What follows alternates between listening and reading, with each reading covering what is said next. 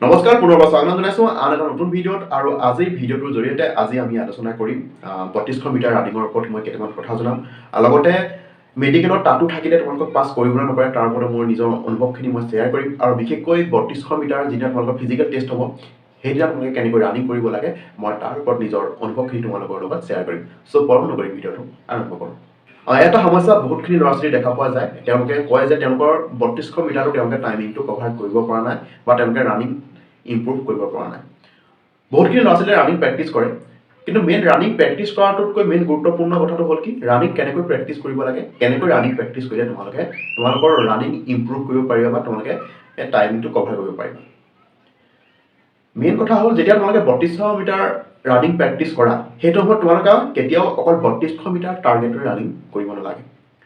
সদায় ৩২০০ মিটাৰতকৈ অলপ বেছি টাৰ্গেট তোমালোকে লৈ ৰানিং প্ৰেক্টিছ কৰিবলৈ চেষ্টা কৰিব লাগে যদি তোমালোকে যদি মনতে ভাবি লোৱা যে ফিজিকেল টেষ্টত অকল ৩২০০ মিটাৰ ৰানিং হ'ব আৰু সেইটো মতে তোমালোকে যদি প্ৰেক্টিছ কৰা তেতিয়াহ'লে তোমালোকে কেতিয়াও ৰানিঙত ছাকচেছ হ'ব নোৱাৰা গতিকে তোমালোকে তাতকৈ অলপ বেছি মানে ডিষ্টেঞ্চটো লৈ তোমালোকে ৰানিং প্ৰেক্টিছ কৰিবলৈ চেষ্টা কৰিবা তেতিয়ালৈকে তোমালোকে ৰানিং ইম্প্ৰুভ কৰিব পাৰিবা আৰু মেইন কথাটো হ'ল তোমালোকৰ ৰানিং ইম্প্ৰুভ নোহোৱাৰ কাৰণটো হ'ল কি তোমালোকে প্ৰেক্টিছ কৰিব নাজানা অকল নৰ্মেল ৰানিং প্ৰেক্টিছ কৰিলে যে তোমালোকে ৰানিং ইম্প্ৰুভ কৰিব পাৰিব সেইটো কথা নহয় ৰানিং ইম্প্ৰুভ কৰিবলৈ হ'লে তোমালোকক ষ্টেমিনা বাঢ়িব লাগিব ষ্টেমিনা বঢ়াব লাগিব তেতিয়াহে তোমালোকে ৰানিং স্পীড কৰিব পাৰিবা আৰু ৰানিং স্পীড কৰিলে তোমালোকৰ টাইমিংটো মেনেজমেণ্ট হ'ব গতিকে ৰানিং স্পীড কৰিবলৈ তোমালোকে ৩-৪টা টিপছ ফ'ল' কৰিব পাৰিব লাগে বিশেষকৈ যেতিয়া তোমালোকে ৩২০০ মিটাৰ ৰানিং কৰিবা এই ৰানিং কৰাৰ আগত বা পাছত তোমালোকে শ্বৰ্ট ৰানিংখিনি প্ৰেক্টিছ কৰিবলৈ চেষ্টা কৰিব লাগে 100 মিটাৰ হওক 200 মিটাৰ হওক 400 মিটাৰ হওক এই তিনিটা বস্তু তোমালোকে সদায় ৰেপিটেশ্যন কৰিবলৈ চেষ্টা কৰিব লাগে ধৰি লোৱা তোমালোকে 100 মিটাৰ 3-4 ৰানিং কৰিলা প্লাছ অলপ ৰেষ্ট দি আকৌ তোমালোকে 200 মিটাৰ তেনেকৈ ৰানিং প্ৰেক্টিছ কৰিলা আকৌ 400 মিটাৰ ৰানিং তোমালোকে প্ৰেক্টিছ কৰিলা তেনেকৈ 3-4 বাৰকৈ যদি সেই বস্তুটো তোমালোকে প্ৰেক্টিছ কৰা তোমালোকৰ ষ্টেমিনাৰ বঢ়াৰ লগতে তোমালোকৰ উশাহ লোৱা সমস্যাটো দূৰ হ'ব লগতে তোমালোকে ৰানিং ইম্প্ৰুভ কৰিব পাৰিবা আৰু তোমালোকে বহুত সোনকালে তোমালোকৰ যিটো টাইমিং আছে সেই ৩২০০ মিটাৰ টাইমিংটো সোনকালে তোমালোকে কভাৰ কৰিব পাৰিবা গতিকে সদায় মিক্স আপ ৰানিং কৰিবলৈ তোমালোকে চেষ্টা কৰিবা অকল ৩২০০ মিটাৰ টাৰ্গেট লৈ কেতিয়াও ৰানিং নকৰিবা দ্বিতীয় কথাটো হ'ল বহুতখিনি ল'ৰা ছোৱালীৰ মনত এটা প্ৰশ্ন থাকে যে নিজৰ দেহাত টাটু থাকিলে তেওঁলোকক মেডিকেলত পাছ কৰিবনে নকৰে আৰু এই কথাটো সম্পূৰ্ণ ডিপেণ্ড কৰে টাটুটোৰ ওপৰত তোমালোকে টাটুটো ক'ত কৰাইছা টাটুটোৰ চাইজ কিমান বা যিটো টাটু তোমালোকে কৰাইছা সেই তাৰ চিম্বলটো কেনেকুৱা এই কথাকেইটাৰ ওপৰত নিৰ্ভৰ কৰে আৰু যদি টাটুটো একচুৱেলি মেডিকেলত এইটোৰ ওপৰত ডিপেণ্ড কৰা হয় যে টাটুটোৰ এটা মাপ থাকে যদি সেই মাপটো অনুসৰি যদি তোমালোকে টাটু কৰাইছা তাত তেতিয়া কোনো আপত্তি নহয় আৰু লগতে যদি টাটুটো তোমাৰ কি ধাৰ্মিক টাটু চিম্বল হয় বা তোমাৰ নিজৰ নামত তোমালোকে কিবা এটা চিম্বল কৰাইছা তেতিয়াও তাত কোনো আপত্তিজনক কথা নহয় যদি সেইকেইটাৰ বস্তুৰ বাহিৰে যদি তোমালোকে বেলেগ ডাঙৰকৈ টাটু কৰাইছা বা বেলেগ চিম্বল তোমালোকে টাটু কৰাইছা তেতিয়াহ'লে তোমালোকক মেডিকেলত পাছ নকৰিব পাৰে গতিকে সম্পূৰ্ণ কথাটো যেতিয়া তোমালোকে মেডিকেল টেষ্ট দিবলৈ যাবা সেই তেতিয়াহে তোমালোকে গম পোৱা যাব যে তোমালোকৰ টাটুটো কেনেকুৱা বা তোমালোকৰ টাটুটো তেওঁলোকে নিৰীক্ষণ কৰি তোমালোকক পাছ কৰিব নকৰিব তেতিয়াহে তোমালোকে ভালদৰে জানিব পাৰিবা তৃতীয় কথাটো হ'ল যিদিনা তোমালোকৰ ফিজিকেল ফাইনেল টেষ্ট হ'ব মানে যিদিনা তোমালোকে ৩২০০ মিটাৰ ফাইনেল টেষ্ট দিবলৈ যাবা সেইদিনা যোৱাৰ সময়ত বা টেষ্ট দিয়াৰ সময়ত কিছুমান ল'ৰা ছোৱালীয়ে কেইটামান সাধাৰণ ভুল কৰে যিকেইটা ভুল কেতিয়াও কৰিব নালাগে প্ৰথম ভুলটো হ'ল কি কিছুমান ল'ৰা ছোৱালীয়ে সেইদিনা নিজকে মানে কি হয় এক্সট্ৰা কিছুমান কাম কৰিবলৈ চেষ্টা কৰে মানে এক্সট্ৰা কিবা এটা কৰিবলৈ চেষ্টা কৰে কিন্তু মই ভাবোঁ তোমালোকে যেনেকৈ নৰ্মেল গ্ৰাউণ্ডত প্ৰেক্টিছ কৰা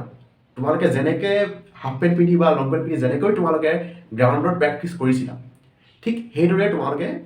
তোমালোকৰ যিদিনা ফিজিকেল ফাইনেল টেষ্ট হ'ব সেইদিনা তোমালোকে ৰানিং তেনেকৈ কৰিবলৈ চেষ্টা কৰিব লাগে এই ফিজিকেল টেষ্টৰ দিনা যদি তোমালোকে গ্ৰাউণ্ডত প্ৰেক্টিছ কৰি থকা সময়ত যদি কিবা এটা বেলেগ এক্সট্ৰা কৰিবলৈ যোৱা হয়তো তোমালোকৰ সমস্যাহে হ'ব পাৰে গতিকে সদায় এটা কথা মনত ৰাখিবা যিদিনা ফাইনেল টেষ্ট হ'ব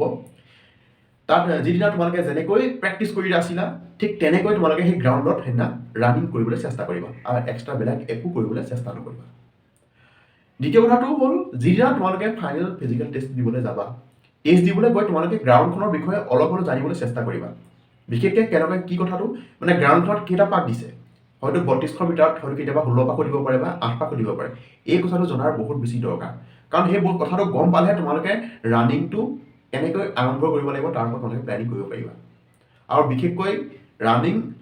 বিগিনিং আৰু ফিনিচিং এই দুটা বহুত বেছি গুৰুত্বপূৰ্ণ কথা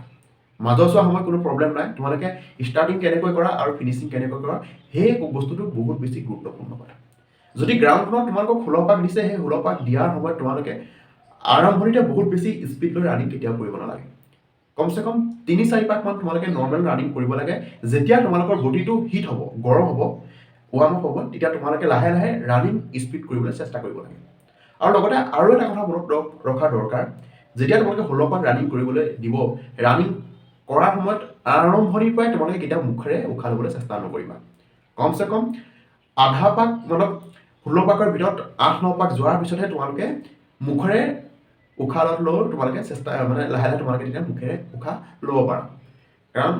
মুখেৰে যদি প্ৰথমতে তোমালোকে উশাহ লোৱাটো আৰম্ভ কৰি দিয়া, তোমালোকৰ বহুত বেছি সোনকালে ভাগৰ লাগে। গতিকে প্ৰথম অৱস্থাত কেতিয়াও তোমালোকে মুখেৰে উশাহ নল'বা। এইটো হ'ল তোমালোকে আৰম্ভণিটো কৰিবা। আৰু লাষ্টৰ যেতিয়া ফিনিচিং হ'ব, ফিনিচিং যেতিয়া তোমালোকৰ 2 পাক বা 3 পাক থাকিব, সেই 3 পাক থকাৰ সময়ত তোমালোকে সদায় মানে কি